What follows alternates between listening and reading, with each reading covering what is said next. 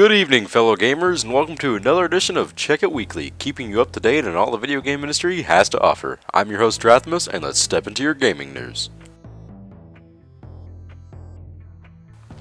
Guild Wars 2 has been confirmed for a 2012 release date. Mike O'Brien, the founder and president of ArenaNet, has confirmed via a blog post that Guild Wars 2 will be hitting shelves in 2012. The announcement of a 2012 year release falls into the Year of the Dragon, according to the Zodiac system, marking this as their own Year of the Dragon. A certain release date has yet to been told, but public beta testing schedules should be picking up more and more as time goes by, with February marking the start of the Friends and Family beta test, with the coming of April being an increase in beta tester size. I'm certainly looking forward to playing this game, as I'd like to see all the changes from the first Guild Wars. Grand Theft Auto 3 and Vice City are heading over to the PlayStation Network, thanks to the ESRB giving them a rescoring to include a PlayStation 3 category. No news of a San Andreas port has been announced, but my bet would be that Rockstar would release San Andreas once the release date for Grand Theft Auto 5 comes closer. Will this be a good marketing move, or are these games past their prime, with Grand Theft Auto 4 having been on the market for a while, or is GTA 3 just good old-fashioned classic? Resident Evil 6, better known as the Giraffe Blowjob Simulator, has gotten a leak of the player numbers from the Xbox website. It states that there will be a 6-player co-op and a 8-player versus mode. This page could easily be a temporary for the final release, or Microsoft has been given some information that we don't know about quite yet. Personally, I'm not a big fan of the Resident Evil games, but a 6-player co-op does sound pretty interesting.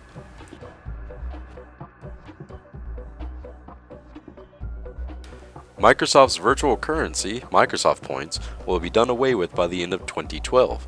These points are used to purchase things in the Xbox Live Arcade or on various Microsoft virtual stores. The points only come in bundles, meaning you'd always end up buying more than you'd ever need, which is giving Microsoft more money and allowing you to always have leftover points after your purchase. All current points, once a transfer rolls over, will be given to the account with the exact amount they totaled. So if you have any points once Microsoft gets rid of them, you'll keep your money you spent on them. I for one am welcoming this change, as having to make 2 purchases to get one item was rather cumbersome.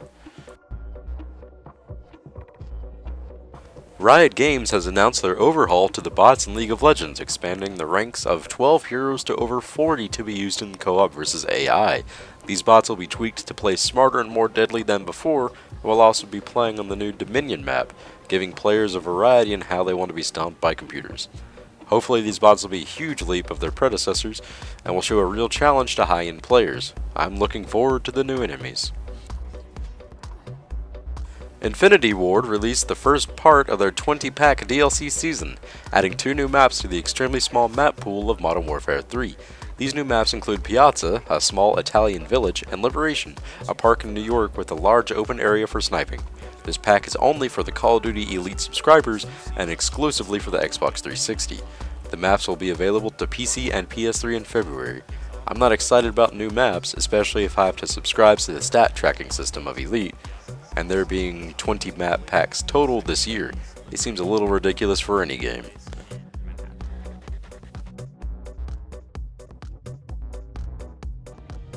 Lord of the Rings Online announces their next expansion, Riders of Rohan. This expansion is planned for this coming fall to mark the game's 5th year anniversary. New content includes mounted combat, companions to be used in battle, new areas to explore, an increase in level cap, new dungeons, and new enemies to kill. Adding on to the very successful MMO by Turbine Entertainment, this will be their largest and most game-changing expansion yet. I'd like to step in and relive the movies with this expansion. Square Enix trademarks the phrase "sleeping dogs," which may be hinting at a new release of Kane and Lynch due to the previous game being titled Dog Days. The first game of the series was revolutionary in having a pair of psychopathic criminals performing misdeeds, but the second game of the series had a big plummet. It just didn't live up to the pilot, and sales obviously reflected that. The trademarking of a new title might just mean a comeback for Kane and Lynch. Only time will tell. Blizzard announces there will not be a BlizzCon in 2012, but will pick back up in 2013. This can easily be explained by all that Blizzard has on their development table at the moment, with Diablo 3 to be released soon, the StarCraft 2 expansion Heart of the Swarm, and Something Panda coming out as well.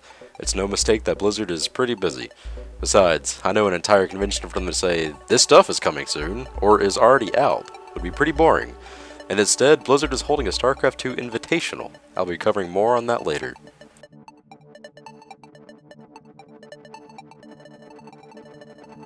The Witcher 2, Assassins of Kings, will be hitting Xbox 360 shelves soon. This title was a PC exclusive up until now, and will be adding its awesome storytelling and combat to consoles. What the 360 will be getting is an enhanced edition, which will be adding around 8 to 10 hours worth of extra gameplay into the title, something that the PC title is lacking. This will be the first appearance of a Witcher title on consoles, and hopefully the developers will stick to the PC to console ports and not the other way around.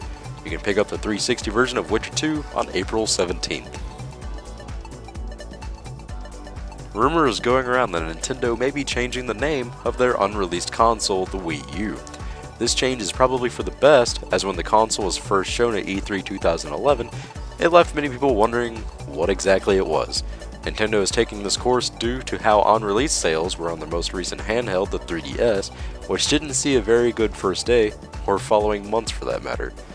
Hopefully a name change does go through, so it doesn't look like just a new iteration of the Wii. Gearbox, the developers of most loved games such as Half-Life Opposing Force, Borderlands, and Duke Nukem Forever, has decided to delay their upcoming title, Aliens Colonial Marines. The release date has been pushed back to fall of 2012 and is shaping up to be an interesting game. It's supposed to take place right after the movie Aliens, and will feature a 4-player co-op campaign. I can't wait to get my hands on it and see how well it plays, as the last Alien game was a huge letdown.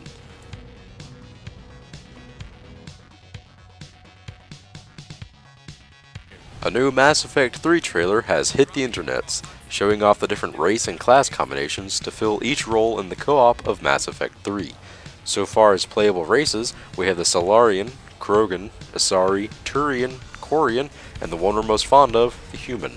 Different classes for different needs of the mission? Sounds pretty interesting. I've always just played a standard run-and-gun soldier, as nothing else really caught my attention. Hopefully co-op will change that.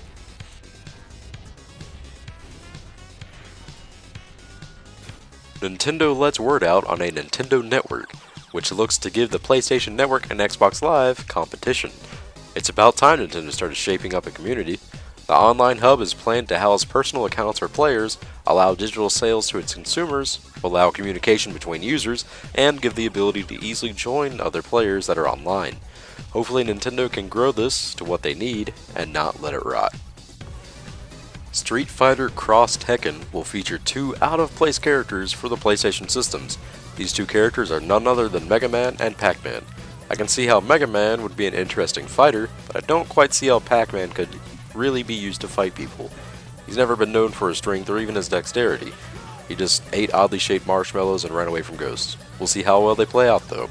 They'll be only exclusive for the PlayStation 3 and PlayStation Vita systems. My question of the week for you guys, do you think 2012 will be an exciting year as 2011? Battlefield 3, Arkham City, Skyrim, and some Star Wars game came out in 2011, and 2012, even though it's only been a month old, is shaping up to be a pretty exciting year. What all are you looking forward to? Thanks for watching this week's episode. If you enjoyed what you've seen, like the video and subscribe, and post comments below on what I can do better. Once again, this has been Draftimus, and I hope you check it out next week.